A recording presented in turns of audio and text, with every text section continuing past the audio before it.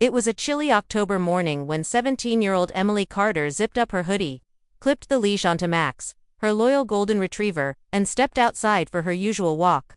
The sun hadn't fully risen yet, and the sleepy Oregon town of Pine Hollow was blanketed in a thick fog. Emily was known for her routine: same trail, same time, every day. Her parents were still asleep, and the house was silent when the front door clicked shut behind her. It was supposed to be a short walk, no more than 30 minutes. Just enough to let Max stretch his legs and to give Emily some peace before school.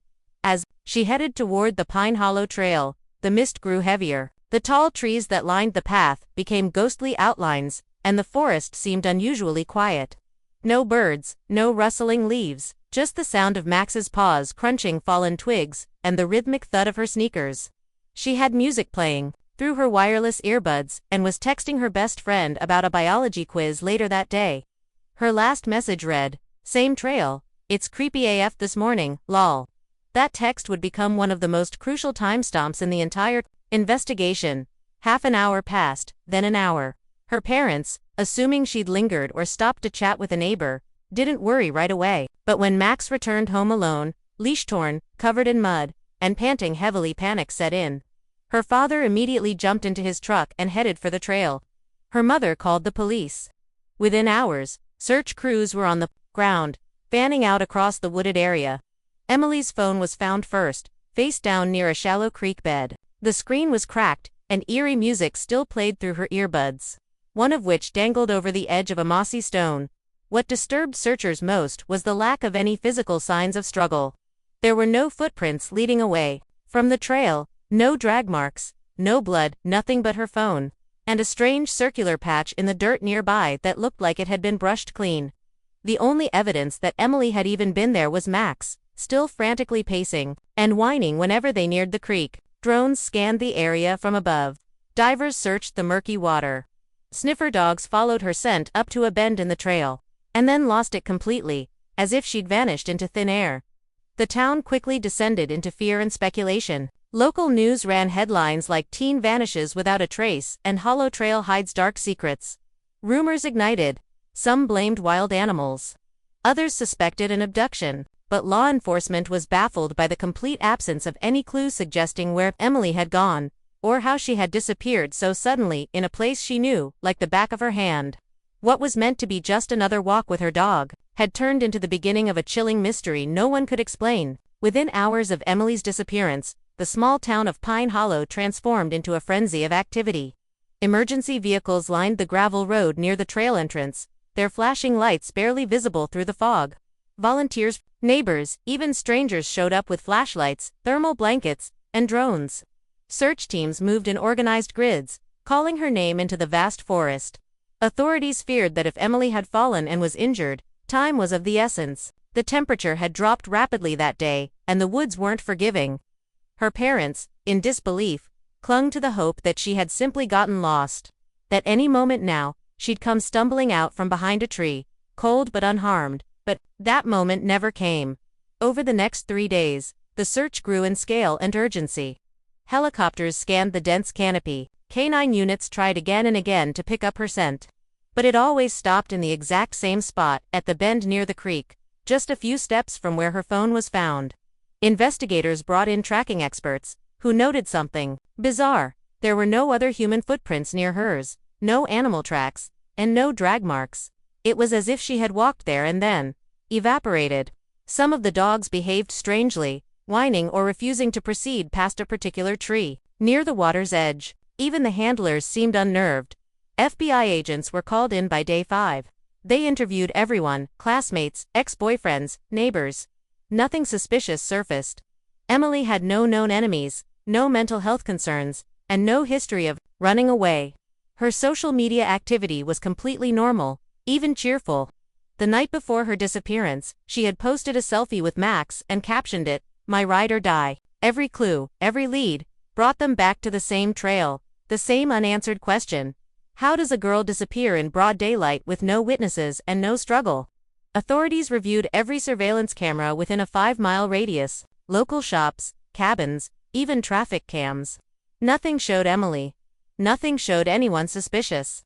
However, one eerie discovery stood out. At exactly 7:39 a.m., the approximate time she vanished, a cabin's motion sensor light triggered, and then, just 2 minutes later, all the outdoor lights cut off simultaneously.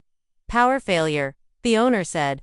But the timing sent chills through investigators. When they checked the logs again, they found the footage during that window had been corrupted, as if something had interfered with the data itself. It was the only footage from any source that failed to load properly.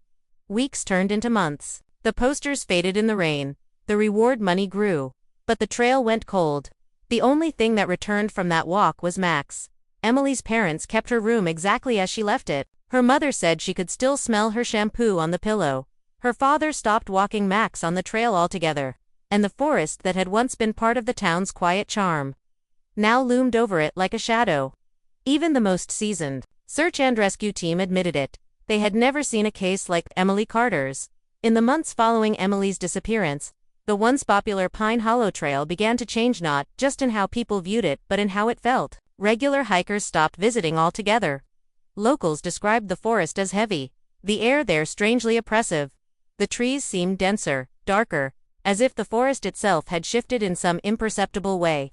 Even during the daytime, a shadow lingered beneath the canopy, and the wind took on a strange whispering tone. It wasn't long before whispers of Emily's ghost or something else entirely began circulating in Pine Hollow's quiet corners. Stories started to surface. First quietly, then more boldly, as people began comparing experiences. A young couple, hiking near the trailhead, claimed they heard a girl's voice crying for help deep in the woods, though no one was there. A group of teenage boys, venturing into the forest late at night on a dare, reported seeing a white shape human-sized, completely still beside a tree. When one of them called out, it turned and vanished without a sound. The police dismissed the stories as hysteria, fueled by fear and internet speculation, but even seasoned hikers admitted something about the forest felt.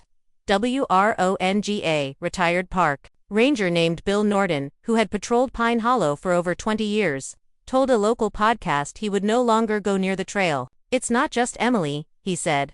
"That forest has always had a strange pull. But since she went missing, it's like it's alive. It watches." Bill went on to describe hearing faint humming while walking alone near the ridge, almost melodic, almost human but impossible to trace. His trail camera once captured what he believed to be a person crouching near a tree at 2 a.m., but when he returned to that spot in the morning, there were no footprints, just flattened grass and a broken twig pointing toward the creek. The stories grew darker with each passing month.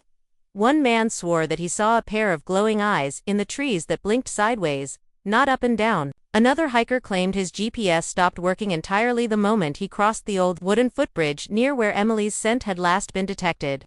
Multiple people reported hearing a dog barking faintly, always from the same direction, but when they followed the sound, it abruptly stopped, leaving them alone and disoriented in the fog. A few even described seeing a girl in a hoodie, standing silently at the edge of the trail, staring into the trees, her face obscured.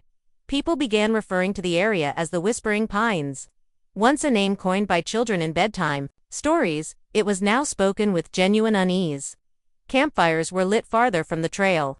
Locals warned visitors not to enter the woods alone.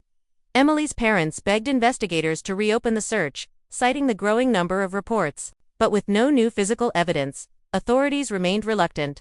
To them, the sightings were nothing more than mass hysteria, but those who had been to Pine Hollow recently knew something had changed. Something had awakened in the forest and it didn't want to be seen.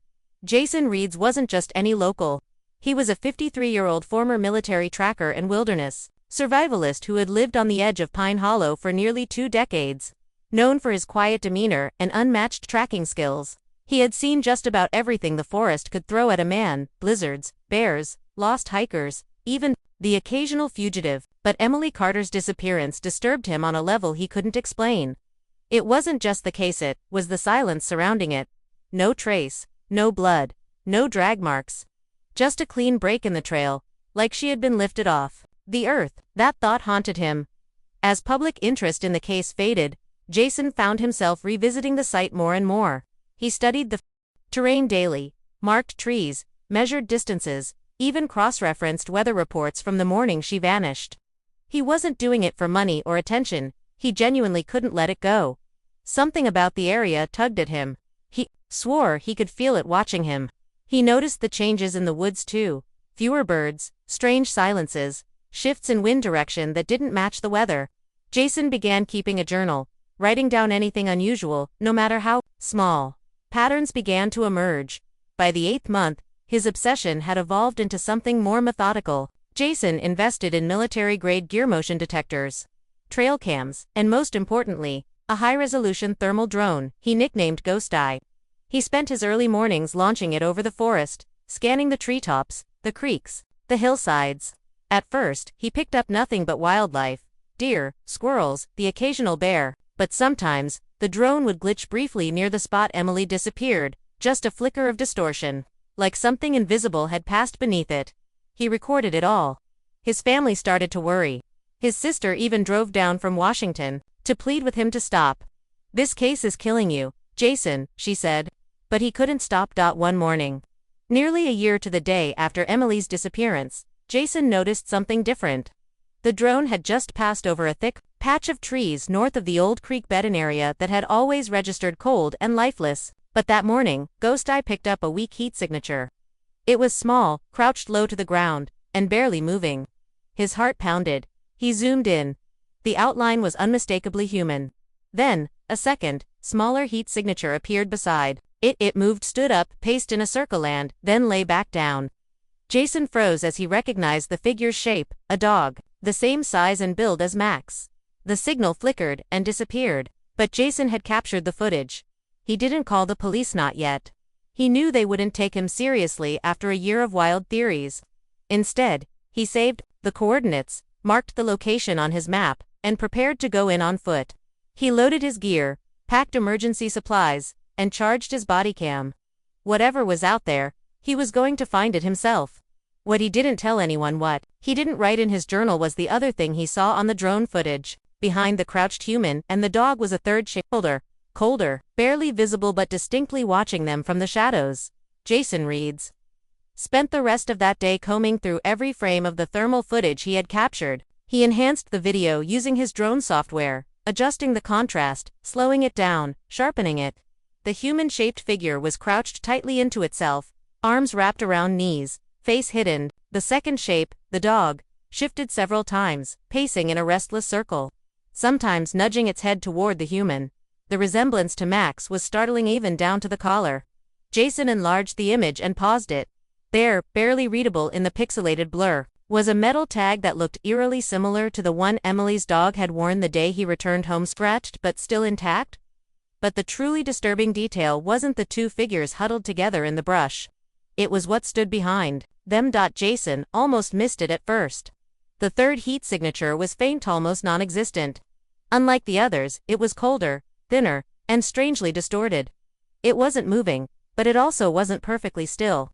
It pulsed faintly, like it was breathing, almost flickering in and out of the thermal spectrum. Jason rewound the footage, zoomed, enhanced again.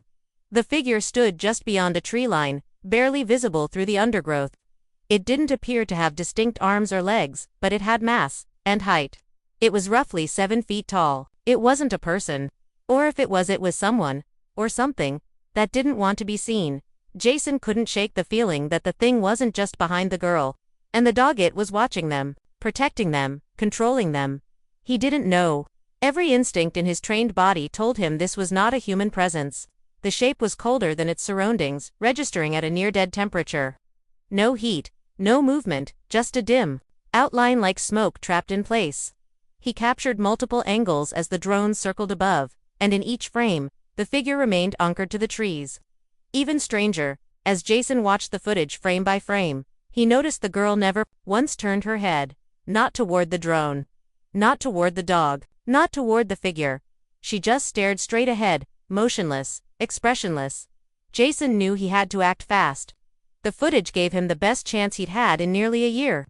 He marked the exact coordinates, noting the unusual layout of the brush, the oddly formed thicket that seemed to sag unnaturally in the center, almost like it was hollow. The heat signature had come from beneath that spot. He realized with growing dread that he wasn't looking at someone sitting behind bushes. He was looking at someone underground. The collapsed vegetation, the clustered roots, the soil all pointed to a hidden cavity, an old shelter, a dugout hiding place. Whatever it was, it wasn't visible from the surface. It had been buried well. But perhaps the most unsettling part of all was what happened as the drone made its final pass over the site. For the briefest second, barely 2 frames, Jason saw the crouched figure slowly lift its head toward the sky. The face wasn't clear. But the motion, the timing. It was as if whoever or whatever was down there knew it was being watched, armed with only his instincts. Thermal coordinates and a body cam clipped to his jacket, Jason Reed set out. Before dawn the next morning. The forest was suffocatingly quiet, no wind, no bird song. Only the crunch of his boots and the occasional distant creak of a tree branch. As he neared the GPS location captured by the drone, he slowed his pace. The terrain began to shift, softer soil, abnormal moss growth, and a distinct depression in the earth. As though something heavy had settled beneath it. The foliage was dense, unnaturally so. Vines twisted over one another like veins. But just beyond a large rotting log, he saw it, a collapsed patch of ground, partially covered by tangled roots and leaves. Jason got down on his knees and began clearing the debris. Every handful of earth and leaves he moved revealed more signs that this wasn't a natural formation. Beneath the top layer of forest floor was a square-shaped plank, weathered, damp, and splintered. A crude wooden hatch. Jason's pulse skyrocketed. He gently tugged it open. The hinges groaned quietly, and a waft of stale, damp air pushed out from the darkness below. Shining his flashlight inside, Jason saw a crude wooden ladder leading down into a narrow earthen chamber. The walls were packed dirt, reinforced in places with broken timber and rusted nails. The space was barely tall enough to crouch inside, but someone had been living there. Inside the cramped hideout was a nest of torn blankets, mismatched clothing, and empty food cans stacked in corners. Candle stubs were melted to rocks. A filthy mattress lay in the center, stained and sunken. Scratched into the wall were tally marks, hundreds of them, some grouped in clusters of 7, some crossed out violently. Jason scanned the area, his flashlight trembling. One of the blankets moved slightly. His heart stopped. Then a weak voice, raspy, barely audible, spoke from the shadows. "Don't let him see you." Jason jerked backward, raising his light. Curled beneath the blanket was a thin, pale figure, hair matted, eyes wide with fear. It was Emily Carter. Jason couldn't believe what he was seeing. She looked malnourished, her skin pale and bruised in places, but she was conscious. And beside her, barely lifting its head, was Max the dog, his fur dirty and thinner, but unmistakable. Emily blinked slowly, as if adjusting to the light after an eternity in the dark. She didn't scream or cry. She only whispered, "He said if I leave, he'll find me. He watches from the trees." Her voice cracked on the last word. Jason tried to offer water, but she recoiled, flinching at every movement. It wasn't just survival that had kept her there, it was fear. Conditioned, trained fear. She hadn't been tied down. She had stayed because something or someone had convinced her escape meant death. As Jason helped her up, Emily pointed to the far wall. There, crudely scratched into the dirt, was a symbol, a circle with a vertical slash through the center. Beneath it, in childlike writing, were the words, "He's under the roots. He doesn't like the sun." Jason didn't understand it. But Emily was shaking now, Max growling low, ears pinned back toward the open hatch. Jason froze, feeling a sudden cold draft spill into the shelter.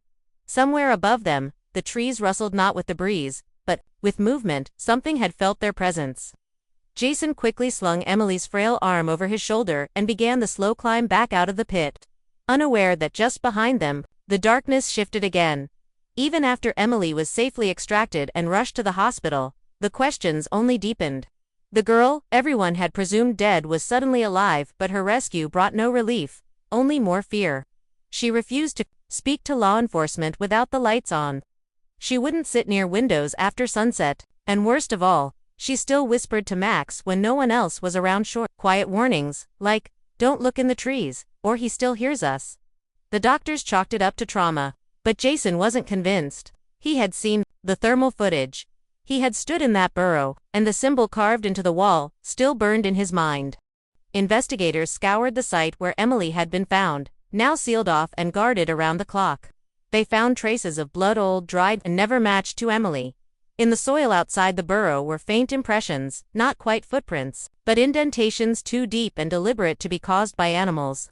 The earth was compressed in a repeating pattern, almost ritualistic. Forensics discovered remnants of rope, but not inside the hideout, wrapped in the roots of a nearby tree, 10 feet off the ground. as if something or someone had tied it there and waited. There was no sign of recent human activity. No tools. No other camps. And yet, the investigators all admitted it. They felt watched the entire time. Local folklore resurfaced like a sleeping beast, stirred from its slumber.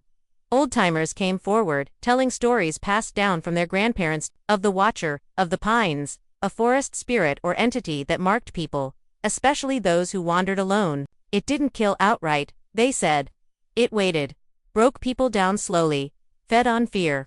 One elderly woman brought in a crumpled piece of paper from her late husband's journal on it, the exact symbol found in the burrow, a circle with a slash. It means marked, she said. Once you see it, it sees you. Suddenly, Emily's whispers made more sense. She hadn't just been running from a person. She believed she was being hunted by something older than memory. The strangest twist came when authorities attempted to retrieve Jason's thermal drone footage. The files, which he had shown to his sister, a friend, and even a local reporter, were now corrupted, gone. The hard drive showed damage, but no external trauma. Jason had backups on separate SD cards. All were blank, not erased, wiped, as if the data had never existed. That same night, his drone malfunctioned and fell from the sky. When he recovered it, the lens had been shattered from the inside. Jason's journal entries stopped abruptly that week. His last recorded note simply read, "It blinked." As for Emily, she and her parents left Pine Hollow under police escort less than a week after her recovery. They never gave interviews. They changed their names, moved across the country, but before they left, her mother handed Jason a small, torn piece of paper. It was a sketch Emily had made in the hospital. It showed trees tall, twisted, and a dark shape hidden among them. No face, no eyes, just a long, thin figure with branch-like limbs, crouched low, watching a girl and her dog from above. In the corner of the page were 2 words scrawled in red ink, "Still here." And so, the case of Emily Carter closed not with answers, but with silence. She survived, but whatever found her in those woods, whatever kept her hidden, was never caught, never even clearly seen. Authorities chalked it up to a disturbed drifter, an unsolved abduction, perhaps even trauma-induced hallucination, but those who knew the forest, who had heard the whispers and seen the shadows, knew better. Jason Reed stopped talking about what he saw. He rarely left his cabin after that. The trees around Pine Hollow still stand, but few dare walk that trail anymore. Nature has reclaimed the path, and most pretend it was never there to begin with. But if you stand at the bend by the creek just after sunset where the scent vanished, where the earth dips low, you might hear a faint rustle in the trees, followed by a soft, rhythmic sound, like breathing, or worse,